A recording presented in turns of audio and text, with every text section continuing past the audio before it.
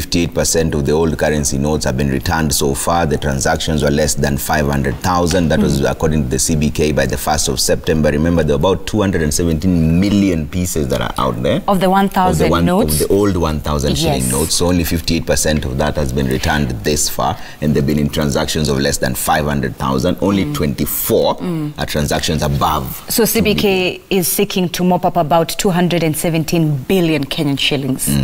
So we'll be running those figures by you. 800,000 to about 1.2 million accounts have been flagged of irregular transactions. You'll see that as we continue having this discussion. But Wambui, I'll start with you. And we've seen retailers giving the unofficial deadline. How has this impacted business on your side? Two things coming out of demonetization. One, we thought would have a flood of sales, that people would be offloading money through retail. Amazingly, that doesn't seem to have happened. Secondly, it's really trickled down. So as of Tuesday this week, we did a quick survey around the supermarkets, and we're down to like 30% old notes. CBK tells me in informal retail, they've done their own research, and in most places as far out as Garissa and the corners of the country, there's very limited numbers of old notes. So I guess the citizenry has really picked up, or are scared by the thought that come the 30th, there'll be no, it will be a piece of paper. In terms of the deadline that a lot of people have put out notices for, it would be foolhardy for anyone to want to receive old notes on the 30th at, say, post-bank hours, because then what do you do with it? We've been advised to have arrangements with our banks, and Jared maybe can speak to that. But I think even the banks have a deadline. So we're waiting to see how 30th plays out. We've told our own members, as the CBK governor says, it's legal tender technically until 30th at midnight. But because you cannot take it to the bank after a certain hour on 30th, what then? So you have no choice but to give an unofficial deadline on your own, because there's also that period of going to bank. Okay, that makes sense. Kanaja, do you think this achieved its motive? And how has it impacted the traders on your side? I think the government gave 5 months for people to be able to take back their old notes. And I think the government wants to achieve is that they want to systemize the monetary sector in Kenya. They have to track every coin and every note that comes in. And I think there are two things when it comes to business. There's what we call the parallel economy and the underground economy. And what has been happening is that many people have been doing what we call pillow banking. And I think that's what the government was to achieve, to make sure that they account for every shilling that comes or every note that comes. I don't think they have achieved much. Basically, 50% is not a bad percentage. But I also think that as they are doing that, there are so many other things that they have to look into. Let me give an example. As Wambui was saying, we were expecting a lot of volatility in the market, but that didn't happen. That means there are people who actually changed their money into foreign currency, and so that they will better lose into the interest rates, but they at least get hold of some percentage of their money. So we don't know how the government dealt with that, because there's a lot of black market when it comes to exchange of foreign currency. It has affected the business sector, and especially the importers, because number one, when you look at we trade with foreign currency, and when it's held back, we have issues when it comes to importation and also exportation, because that's what we're trading when we're importing goods from China and from Dubai. So the government achieving, I think, being a stakeholder, it was supposed to be able to give more time, not like what happened in India. In India, they gave 2016, yes, it gave an overnight, something like an overnight experience. But I think in fact, 86% of India wiped out its cash overnight. 86%. Then when it comes even to even people being given maybe an amnesty, then they account for their money later, because I think people are still holding back, because they would rather hold their money back than go to jail. So I think the modus operandi of how the government did it, it wasn't badly off, but I think they didn't achieve that. You're the CEO of Importers and Small Traders Association. Yes. Do Kenyans on the ground feel the same way the lady in that clip felt, that, you know, come tomorrow, if you come and buy cabbage from me or kuku from me, I will not be taking your 1,000 notes. What are Kenyans within the small sector saying? Oh yes, because when it comes to, is it 30th or 31st? 30th. 30th midnight, then that becomes a paper. And you know, we are highly liquid when it comes to transactions. Mama Mboga down there, she deals with liquid. You know, she sells and she transacts every day. Right. So if, for example, if you give me like what the lady is saying, 1,000 shillings, even if it's M-Pesa, I think that's an M-Pesa agent. If you give me that paper past 30th, it means it's just a paper. It's not a legal tender. So I think it has, that's why actually they are giving what we call unmandated deadlines. Right. Because after that, then you don't have any cash, you're losing on cash. All right, Honorable Jakoyo, rather. Too little, too time? I mean, a big move. Is this enough time, the period that CBK and President Uhuru Kenyatta gave us, is that enough time for us as a country to clean up the mess that we are trying to clean within our economy? I think it was enough time, if you ask me. I thought the intention was wrong, but the achievement is good. I don't think we were affected by having so many notes in our economy, or having lacking notes in our economy. I actually just think the conceivers of the idea thought they wanted to deal with politicians, and not knowing that politicians keep their money in foreign currency. Especially the crooks of the Jubilee era, who are dealing with the Chinese. The Chinese are giving them that money in dollars. So it doesn't help. So it doesn't help at all. So what are we doing? We're playing a game. And as powerful as they are, when they are going to the Middle East, they just carry that money in bags. So who's fooling who? I think the central bank is ill-advised. I think they are interfering with an economy which is really struggling with the normal issues of the day. But the other achievement which I thought, we would gain was that our money runs Somali economy.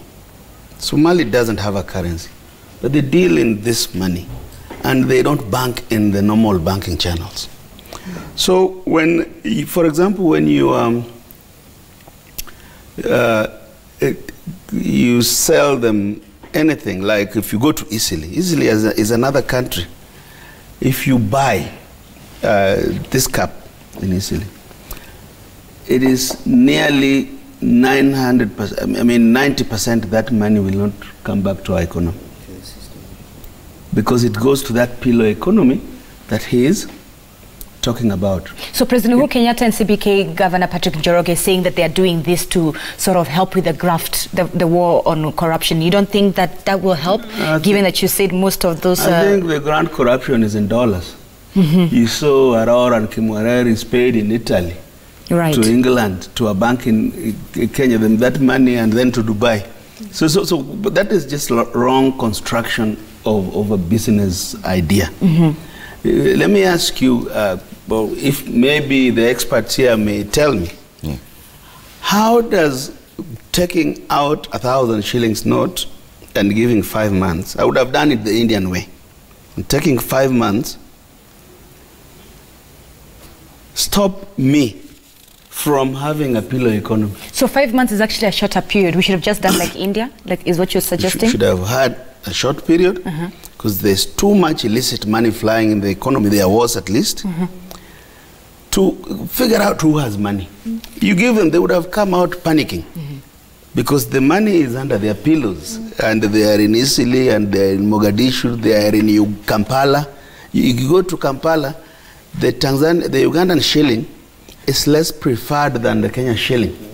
So how do you, unless you close our borders at Busia and Malaba, how are you going to stop them from trading in our 500 shillings? All right, let me bring in Jared. Jared Osoro is the Director of Research and Policy with the Kenya Bankers Association. Jared, do you agree with what Honorable is saying, the fact that this is, it's a game? Who's fooling who? Because if the whole point of this is to clean up our economy, and those who are purporting to be involved in the economic crimes are stashing their money in dollars, in euros, outside of Kenya.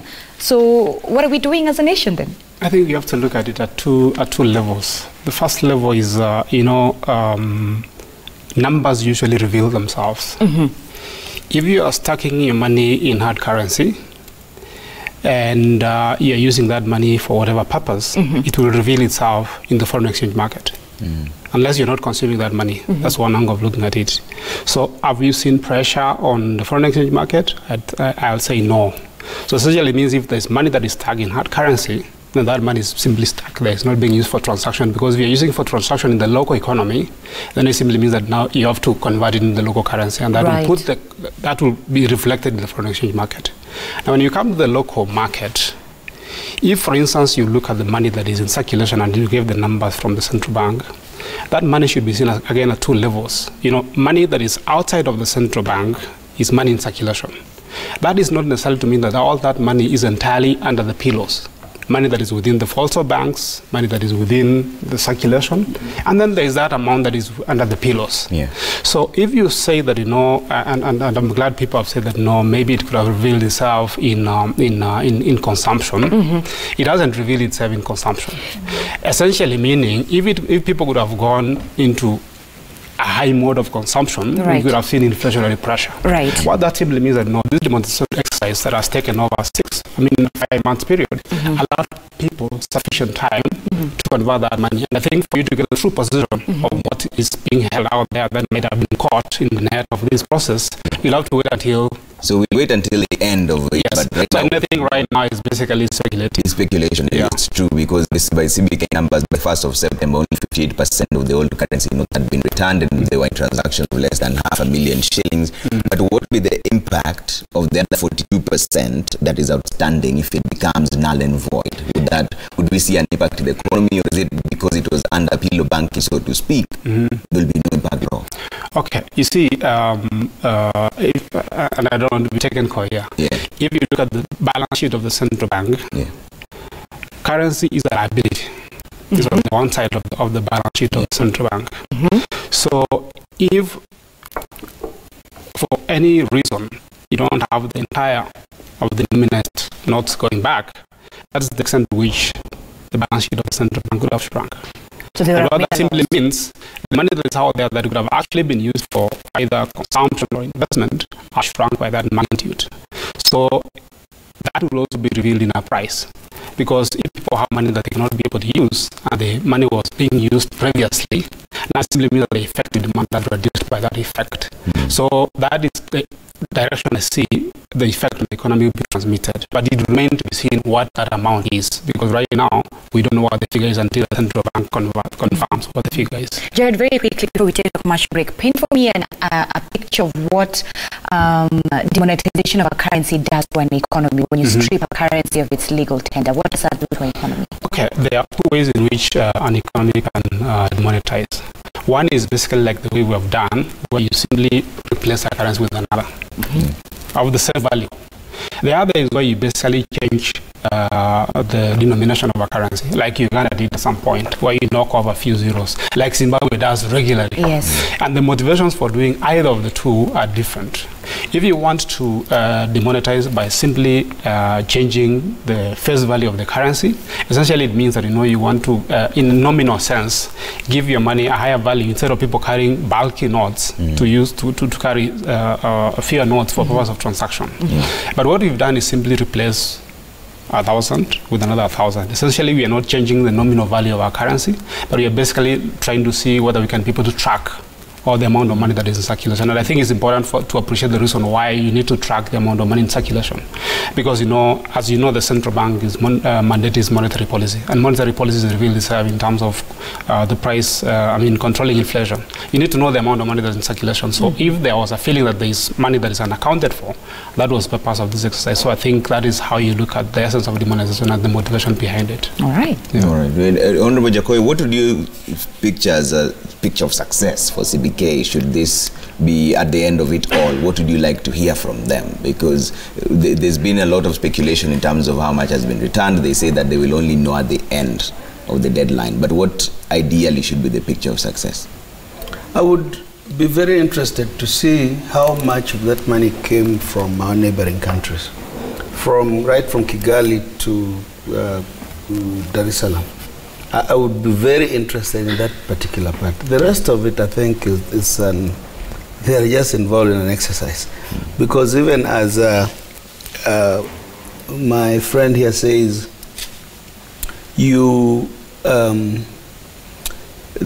because they are involved in monetary policy activities, that they would monitor the amount of money that circulates. I don't know how this does it. What I know, I always said for the last few years, because there was no money circulating in our economy, I said abolish the 1,000 shillings note, not replace. Had you said our biggest currency was 500, so to speak, 2 500 notes still make 1,000. But then we would have totally controlled that. But when you're saying exchange 1,000 for another 1,000, the value is the same. You bring that money to a CBD, it exchanges the way it has done, but you go back with the new note you keep wherever you have been keeping the other one. Right. Because the intention is to avoid the banking process. People don't keep money in the house for good reasons. They keep them, either the government policy is bad or the person is involved in some criminal activity. Okay, so Jared, do you agree with what Mheshimiwa is saying, that perhaps instead of us replacing the 1,000 notes, we should just do away with it and have 500 as our highest denomination? Just two quick thoughts on that. I think first is that it depends on really the intention of doing that. Okay. Let's say it's to fight corruption. We've been seeing over time, the highest denomination increasing.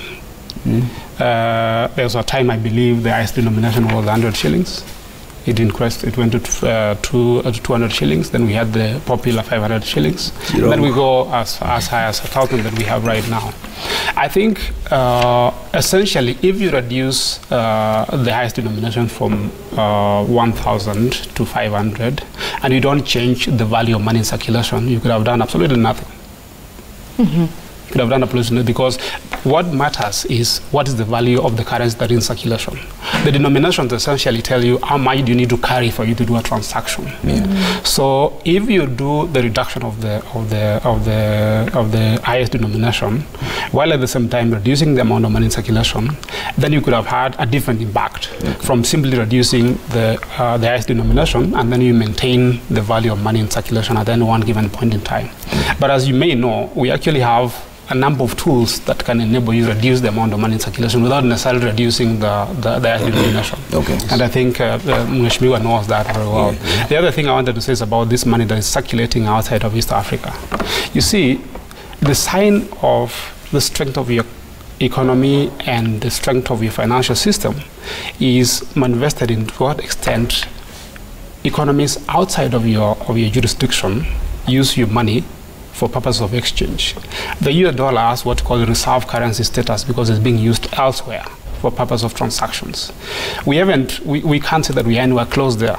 But when you see the Kenyan currency legally being used within East Africa, for instance, that should not necessarily be seen as a negative thing, because within East Africa itself, the central banks maintain accounts of each other's currencies for purposes of conversion. And that's what is called the East African payment system that is working towards eventually, if it happens, an East African monetary union. What could worry you is that if that will be a conduit for somebody to want to clean money and bring it back to the system. And I think that's the point that Mheshimiwa is trying to make. All right, and Karanjan Barire, I'd like you just to delve into this. Is it really necessary to have these cash transactions from your side? Because this era, mobile money era, is it necessary to have the cash transactions? I say Nairobi has overcome that particular challenge. I think the banking system needs to do a bit more to sensitize people outside from what I carry being called an ATM card to being called a debit card, and give confidence in that the same way when I do M-Pesa, I see my balance and I know only 1,000 shillings has left my account, that when I run my debit card, I don't have any hidden charges, it does the same thing. If we can educate, shall I say, 60% of Kenyans to do that, convert the thinking round that the ATM is simply for using in an ATM, and then we will start being able to push card payment a bit harder. We say there's 95% card usages in Nairobi. Outside Nairobi, it reduces drastically, some places to 0. However, you then see peaks during holidays of card usage outside Nairobi, and in most cases it translates to Nairobians have gone up country and they're using the card. So the education round the mentality that the ATM card is not a payment card, that is a task that KBA really has to work on. Sama, why is it that perhaps Kenyans who are involved within the small sector, the small economy, prefer mattress banking as opposed to simply putting it on your normal bank account? And thank God nowadays we have our digital banking as well. But why is it that mattress economy still seems to be something very close to people within the small sector? Can I just jump in on that? Just one note so that he takes it up. I think there's a lot of mistrust. I just felt I needed to say that. I think we don't trust the banking system, and I think that is what Mheshimiwa has said. It's the reason I hold my money. Other than if it is because it's illegally gained, why don't I want to do? So you don't trust the institutions? The institutions. I think there's still a lot of mistrust in what goes behind that. So it's not even about the charges, the charges that will essentially just take the charges and the fact that people still want to keep myself to myself. So if I give KBA, I'll use KBA so that I don't name a bank. If I give them my money, what does that mean for me? And then the fear of the system. You know, the fear of the system, now system being government. If they know I earn this money, what does that mean for me? So that fear, the taxes, and just putting myself out there. Is that right? Is that the case? I would like to support one of the things that the government has done is that their policies are not friendly to watu wa biashara, and we don't trust the government, let me tell you, in terms of us telling them or telling the government how much we earn. The other thing is that we have seen over and time again that the banks have within their system, there's the capping, but within their banking system, they have the discretion of putting some other payments, which are not friendly to us. Because, an example, if you're told that over and above your transactions, you have some charges, which you find you get some emails, they debit some, some cash from your account, which when you're opening that account, they didn't tell you. That this is the amount of money which you're going to be charged every month, like that. So when you look at that, people prefer pillow banking, and what happens is that pillow banking is a parallel economy, where you find that people borrow money from each other at very good rates, in terms of even 3% or 5%, what the government is not giving. And if the government is able to give, number one, friendly policies, and also break down those technicalities or technical language of currency, or in terms of educating people in terms of money. Because when you go to Mama Mboga, and my friend Geradia brings in a lot of English in terms of the banking sector. You get what I'm saying? So it has kizungu mingi. So it has to be broken. It has to be broken down to consumable information. That it is good for you to be able to put your money into the system. And also even the taxation, we are heavily taxed. Heavily taxed, because when you go to the supermarket, you are taxed VAT. When you go to the bank, you are taxed. So when you look at the threshold in terms of how much money is supposed to be taxed, if it's 30,000, there are people who are making over 100,000, they are mama mbogas. So do they really want to pay tax? We don't also trust the government as the business community or the business people, because we don't see where the value for our money. So I'm going to pay tax. But your roads are not built. Roads are not there. And so my patriotism is compromised when it comes to payment of taxes. All right, we'll take a quick break, and that also delves into the next topic. We'll be talking about the ease of doing business. We are at 61 out of 190 economies. But there's tweets that we need to read at Citizen TV Kenya, Trevor Mbija, @Zinzi_K, #Daybreak. Let's bring them up before we take that break. Sam Oindi says, what's the relevance of the issuance of the new notes and demonetization as well? Will this curb corruption and grow the struggling economy? All right, still on Twitter, use the #Daybreak as your ticket into the conversation. Lazaro, good morning. You say they wouldn't have put any deadline with good circulation of the new currency note. The old one would have just died its natural death. All right, let's see the last one here before we take a short break. Balumejay says the CBK missed it. The move was made with an assumption that politicians have hidden money at home. Actually, they don't. Their money is always in foreign currencies and even in foreign banks. If the CBK investigates foreign banks, they will be surprised with the findings. That's exactly what Mweshimiwa was saying. But now, let's take a quick break. When you come back, we talk about the ease of doing business. We are at 61 out of 190. In 2017, we are at 80. So that bump up is based on implementation of simple business-friendly regulations. Is that the case on the ground? We'll find out from the traders as well. See you in just a bit.